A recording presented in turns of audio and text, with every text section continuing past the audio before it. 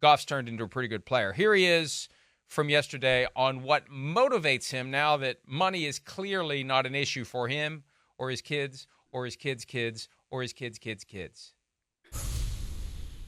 I think I play my best when I'm being doubted. So, like, continue to find, maybe fabricate ways where you're being doubted if you're not. But that's part of the answer. And it's also that just the internal motivation to want to win for this city and for my teammates and for our coaches. And going off a little bit what Erica asked, like, this city just means so much to me now and will hold a special place in my heart forever, that there isn't like any external, as much external motivators as there is internal of, I just want to win for them and I want to win for these fans and I want them to be able to experience the success that we've had this past year and a half or whatever it is and just continue to do that. It's the ultimate humanizing factor for professional athletes. Even when you've landed in a city that has made that connection to you, it will be special to me forever. And I was only in Detroit for a couple of days, and yeah, I can see why. Okay, I got a great vibe there, great feeling there in a short time that we were there. Even with that, unlike Cleveland, I'm just kidding. Even with that, I like Cleveland too. Even with get that, to your point. You still need to have someone on the outside who is pissing you off to get you to check all the boxes you need to check. Because a lot of the stuff that is necessary to becoming great in anything you do, and particularly in football, it's stuff that happens without a crowd. It's stuff that happens without a camera. It's stuff that happens without anyone watching. Getting up early, going to work out. No one's around. No one's there to say, great job, Jared. Yeah, Jared, you're the man. You have to toil in obscurity, in anonymity, and just under that cloak of nobody's paying attention. You've got to do it yourself. You've got to find a way to motivate yourself. And even, I love it here, and this is great, sometimes isn't enough. To get to the highest levels of competitive sport, you need that perception. Even if it's completely and totally Michael Jordan fabricated.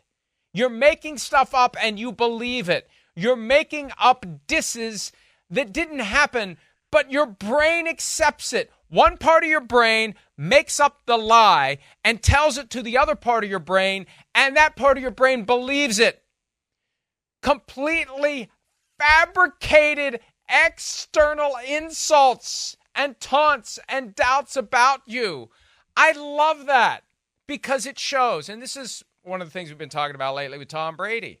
His complete and total stunning insecurity for everything that he's accomplished.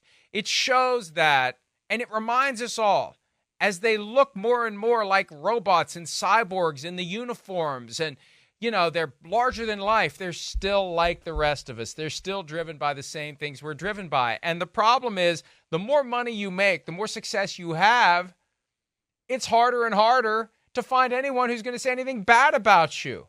He probably would love for us to say something bad about him today that would help provide the further motivation that he needs to continue to get up early, work hard, do all the things that he has to do when no one's paying attention, that lay the foundation for the things that he will do when people are paying attention. I think it's funny that he really just came out and said, you know, sometimes you got to fabricate stuff, because that's the kind of thing that we have talked about. I mean, you brought up Brady, but when he was playing, you know, he gets up there after winning a Super Bowl and says, nobody believed in us. And it's like, wait a minute, man. Like, you're Tom bleeping Brady. You had 5 Super Bowls. Now you have 6. What do you mean nobody believes in you? And then he gets a 7. So, like, that's the kind of thing where you're kind of like, I don't know about that. But it is really interesting what players do pick up on. Because I remember in 2018, before that playoff game that the Rams had against the Cowboys, DeMarcus Lawrence was talking about taking souls, right? And then the Rams end up winning that game. Jared Goff's in his post-game interview, and Aqib Talib runs up and he says, hey, man, they didn't take any bleeping souls out there, blah, blah, blah, then walks off. And Jared Goff just goes, hey, you know, he's right. They didn't. And it's like, okay, well, that was a rallying cry for that team the entire week. All right. That was some of that external motivation that becomes internal. That's why coaches go on all the time about, hey, man, watch what you say in the media because it could be taken as bulletin board material, et cetera, et cetera. So, yeah, players come up with all kinds of things that then make them motivated to then play well on Sundays. But that's the kind of thing you need to do because, when it is, it's May 17th, right? Does Jared Goff really want to wake up today and go get the lift in? Maybe not. But if there is something fabricated or not that somebody has said where it's like, boy, if I don't do that, that's going to give credence to what they said, right? Or, man, nobody believed in us last year. Or, hey, we went and we got, murdered in the second half of that game against the San Francisco 49ers in the NFC Championship game. Maybe that's the motivation. You have to have those kinds of things in order to still be at your best year after year after year, especially when it's May 17th and the season doesn't start until September. So that external motivation factor that then turns into internal motivation, that's something that it always has fascinated me about athletes. And think about it. The day after he gets life-changing money, he wakes up and realizes my life hasn't changed. If anything, it's harder to access the motivation that I need to do what I need to keep doing. I've won the lottery, but I still need to earn the prize. I still need to validate the faith that the Lions have put in me, and I still need to find ways to propel myself forward. That's why. And his fiance is, one of the best supermodels in the world, right? So, I mean, he's kind of reaching Tom Brady territory where you're like, man, even if things don't work out on the field, you got a pretty nice life off the field because of who your partner is. So, hey, he's winning right now. Well, that's right. But to continue that, he's got to find the push. It's easy to get to a point where you exhale and relax. And he doesn't want to get there. So he wants those insults. He wants those challenges and motivations from the outside. And I love the fact that players are truly motivated, the bulletin board material. And it's so funny because I remember I was interviewing Matt Forte. Remember when Matt Forte was like one of the best running backs in the NFL? And absolutely. There was something that came up. He might have been playing for the Jets by then. I can't remember, but it was very disappointing to me because we were doing an interview, and it's on me. It's on the interviewer. It's always on the interviewer to draw interesting things out of the subject of the interview. I hate it when interviewers complain that guy wasn't good. Well, you know what? If he wasn't good, you didn't do a very good job of making him good. And somebody had said something. There was something that, I was like, hey, let's, and he didn't. He's like, oh, we don't care about that stuff. And I was like, I thought you did. And I've had conversations with others in the media who are quick to poo-poo that kind of stuff. And it's like, but how many times have we heard players afterwards? See, I think that it is before the event. Don't take the bait. Act like you don't care. And then after the event, when it goes your way, I cared. I just wasn't going to engage in the back and forth and neutralize the benefit that you gave me by saying that thing that provided me with the motivation. But it does drive me crazy when people just want to dismiss that because it's real.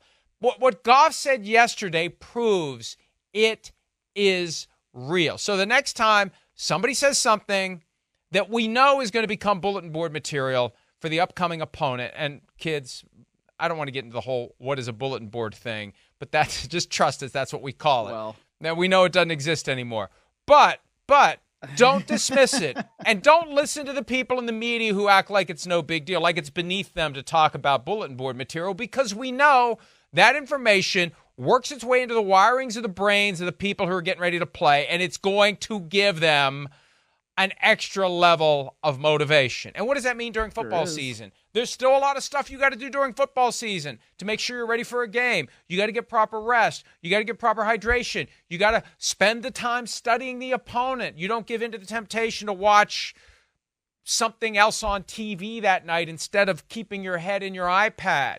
You don't stop to play Call of Duty for 4 hours. You keep your face on your iPad studying film. That's what that motivation does to you. Tick by tick, hour by hour, you spend your time doing everything you can to be ready for that game. That's where those insults become action for the people who are getting ready to play in a game. Yeah, of course. Especially if somebody says that somebody else is going to kick the shit out of you, right? I mean, that's something that we definitely learned in this past season. That's true. Even when it comes from somebody who has no connection whatsoever to the game and blurts it out. And we're 44 minutes in, and I have yet to say, you didn't get the memo that the next time somebody drops an S-bomb, they're fired? I'm sorry I didn't send it to you. Sorry about that, Myles. Okay. Oh, well. Well, it's been a good run. Okay, so what if it's a quote. That's true. It was a quote of me. I tried that with my mom once when I was a kid.